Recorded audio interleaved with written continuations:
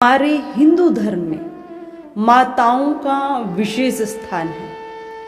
प्राचीन ऋषिगण, संतजन एवं हमारे ग्रंथ नारियों को क्या कहते हैं, सर्वोच्च संज्ञा देते हैं। भक्ति में भी कि नारियों का सर्वोच्च स्थान भक्ति में भी मिला है। तो माताओं का समाज सुधार में, परिवार सुधार में, देश सुधार में अहम भूमिका रही है। अगर माँ चाहे अर्थात एक नारी चाहे तो अपने वह घर को स्वर्ग बना सकती है। ये केवल नारियों में ही गट्स होते हैं। क्यों? क्योंकि नारी जगत जननी है। वो अपने बालक को अच्छे संस्कार देकर उसको देशभक्त बना सकती है, उसको एक संत बना सकती है और एक उसको अच्छा नागरिक बना सकती है। तो ये माताओं के ऊपर निर्भर है। यदि माताएं ये 7 आदतें अपनाती हैं, इन 7 आदतों को यदि वो अपने जीवन में धारण करती हैं, तब संत जन कहते हैं कि निश्चित घर में सुख शांति आएगी, धन में भी वृद्धि होगी और जीवन सुख में बन जाएगा।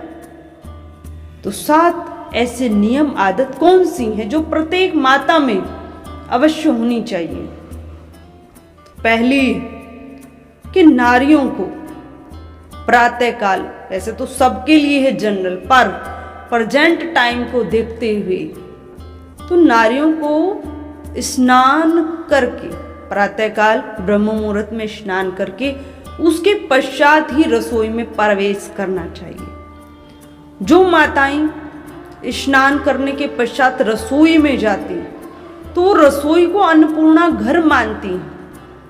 और जब हम उस मंदिर में पांव रखते हैं, जाते हैं पवित्र होकर, तो उसमें धन धान्य की वृद्धि होती है। वो अन्न धन का भंडार है। तो पहला नियम माताओं के लिए है कि माताएं स्नान करने के पश्चात ही प्रातःकाल रसोई में अपने कदम रखें, रसोई में जाएं, फिर पवित्र होकर ही भोजन बनाएं। दूसरा है कि यदि माताएं सुबह के समय और संध्या वंदन के समय अपने घर में जिस भी देवी देवताओं को मानते हैं, प्रत्येक घर की एक अपनी अलग परंपरा है। कुछ कुल देवी देवता भी होते हैं, उनकी पूजा रहती है। तो जिस भी देवता को वह मानती है तो प्रातःकाल और संध्या के समय, दोनों समय अपने घर के मंदिर में रोशनी करे, अर्थात दीपक जगाए। ये बहुत पवित्र माना जाता है। देखने में दीपक एक छोटी सी ज्योति है, पर वो ज्योति हमारे घर में पॉजिटिव वातावरण उत्पन्न कर देती है। पॉजिटिव थिंक, हमारी सकारात्मक हमारा दृष्टिकोण, सकारात्मक हमारा माहौल, वातावरण हो जाता है। तो ये माताओं को अवश्य करना चाहिए कि सुबह के समय और संध्या वंदन के समय गाय के देसी घी का दीपक अवश्य जगाएं।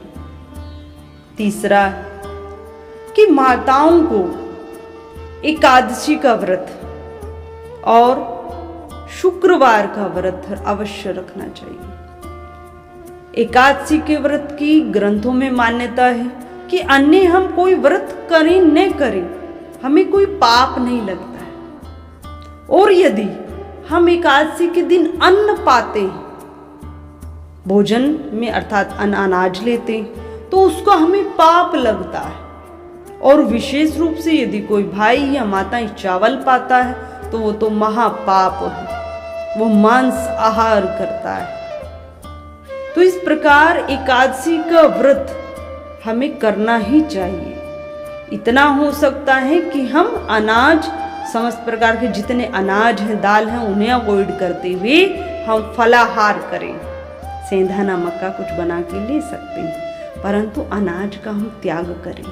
और शुक्रवार का व्रत यदि रखते हैं, एकादशी भी और शुक्रवार, तो शुक्रवार का व्रत हम माँ वैभव लक्ष्मी का, अर्थात किसी भी माता का रख सकते हैं। माता का रखते हैं, लक्ष्मी माता का रखते हैं, तो घर में धन की कमी नहीं होती।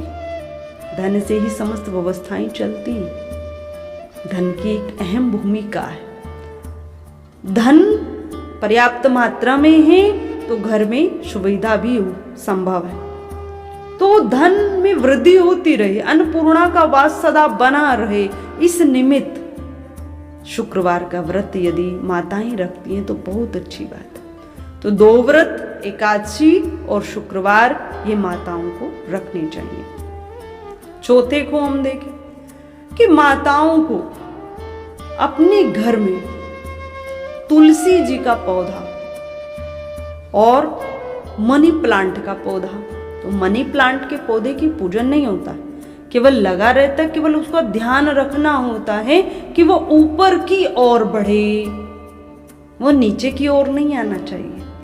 उसके जो पत्ते हैं वो सूख जाते हैं, पीले हो जाते हैं, तो उनको टूटकर वह गिरे उससे पहले ही अपने हाथों से उन्हें निकाल देंगे। और तुलसी जी का जो पौधा है वो साक्षात लक्ष्मी रूप है। तो तुलसी जी के पौधे का विशेष ध्यान रखते हुए यदि बीज पक जाते तो बीजों को नाखूनों से नहीं तोड़ना है, डंडी से तोड़ें, हाथों से उसको हटाएं और कहीं जहाँ पाँव न आए किसी का, ऐसी जगह उसको डालें, पाँव के नीचे न आए। जल पर्याप्त मात्रा में दें, खाद भी उसमें डालें और साक्षात लक्ष्मी मानते हुए उसको अपने घर में जो उत्तर दिशा पड़ती है उस साइड में रखें और संध्या के समय उसमें एक ज्योति अवश्य जगाएं। यदि तुलसी जी का पौधा हमारे घर में हरा भरा सुंदर प्रतीत होता है तो देवता भी अपनी कृपा उस स्थान पर अवश्य देती है। माँ लक्ष्मी जी का विशेष वास उस घर में होता है। तो मनी प्लांट और तुलसी जी के पौधे को हम अपने घर में अवश्य लगाएं। है कि माताएं प्रत्येक शनिवार के दिन चिटियों को जिमाएं। चिटियों को कैसे जिमाएं कि कुछ उनके निमित्त मीठा निकाल सकते हैं या फिर घर में ही कुछ आटा बनाकर आटे को भूनकर उसमें पर्याप्त मात्रा में मीठा मिलाएं और मीठा मिला के पेड़ों की जड़ में उसको डालकर आए, जिससे वो चींटे, छोटी छोटी चिटियां उसको पाए। तो यदि वो चींटी प्रत्येक शनिवार के दिन हमने अन्न का भंडारा लगाया वो पाती हैं तो घर में खुशहाली बनी रहती है, धन का अभाव नहीं रहता है। और जो सदस्यों में छोटी छोटी बातों पर विवाद हो जाता है वह भी शांत होता है। तो प्रत्येक शनिवार माताएं जब भोजन बनाती हैं तो जो पहली रोटी है उसको गाय को खिलाए। पहली रोटी में ये 2 रोटी लें, उसके ऊपर मीठा भी रखें और गाय को खिलाकर आएं। सबसे पहली रोटी गाय के लिए। फिर संध्या के समय, ये तो प्रातः काल का नियम, संध्या के समय जो आखिरी रोटी है उस पर सरसों का तेल लगाकर वो कुत्ते को खिलाएं। यदि गाय को सुबह प्रातः काल रोटी खिलाते हैं, जो सुबह पहला भोजन बना, और आखिरी का भोजन हम कुत्ते को देते हैं, तो इससे घर में एक बहुत अच्छा वातावरण बना रहता है और राहु केतु के प्रभाव भी नष्ट होते हैं और पितृ हमारे वह भी प्रसन्न होते हैं। तो आखिरी रोटी कुत्ते के लिए और प्रारंभ की गाय माता के लिए, ऐसा हम अवश्य करें। 7वें को देखें कि 7वें में हमें हमारे जो पितृगण कहे गए हैं, पितृ देवता कहे गए, तो उनका भी पूजन हमें परिवार में रहते हुए करते रहना चाहिए। जो भाई लोग अपने यहाँ पितरों को स्थान देते हैं, पितृ स्थान दिया जाता है। पहले भाई लोग अपने खेत पर वह स्थान उनको देते थे, पर अब किसी भाई के पास नहीं है तो वो अपने घर में ही अलग स्थान पर एक स्थान बना देता है। तो उस स्थान पर महीने की जो अमावस्या आती है उस अमावस्या पर वहां पर दीपक जलाए, और संभव हो सकता है तो उनके निमित्त भोजन भी निकाले। जैसा भोजन हम पाते अनाज का, जो हमारे घर में अनाज है उससे बनाकर भोजन का वहां भोग लगवाए। उसके निमित्त जो हमारा पितृ है उसका नाम लेते हुए वो तर्पण करे प्रत्येक अमावस्या के लिए। और यदि भोजन संभव नहीं तो फिर ज्योति, धूप, दीप और कुछ प्रसाद मीठा उनको अर्पित करें। अपने कुल देवताओं को पितृ देवताओं को प्रसाद अर्पित करें।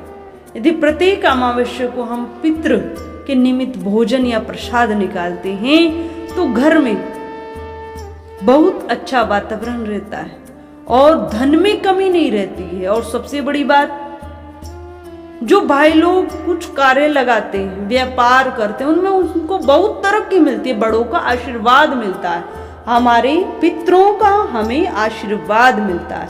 तो प्रत्येक अमावस्या को हम ये भी करें। तो माताएं यदि इन 7 आदतों को अपनाती हैं तो वो अपने घर को स्वर्ग बना सकती है, अपने बच्चों को अच्छे संस्कार दे सकती है, अपने परिवार को एक धार्मिक परिवार बना सकती हैं। तो माताओं, आप सबके अपने हाथ में कैसा बनाना चाहती हैं? आप अपने परिवार को बताओ।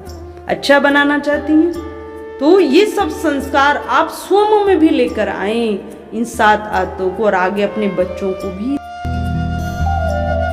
परम पूज्य श्री साध्वी ब्रह्म ज्योति सरस्वती जी के प्रवचन प्राप्त करने हेतु दिव्य वाणी चैनल को सब्सक्राइब करें, वीडियो को शेयर करें और अपने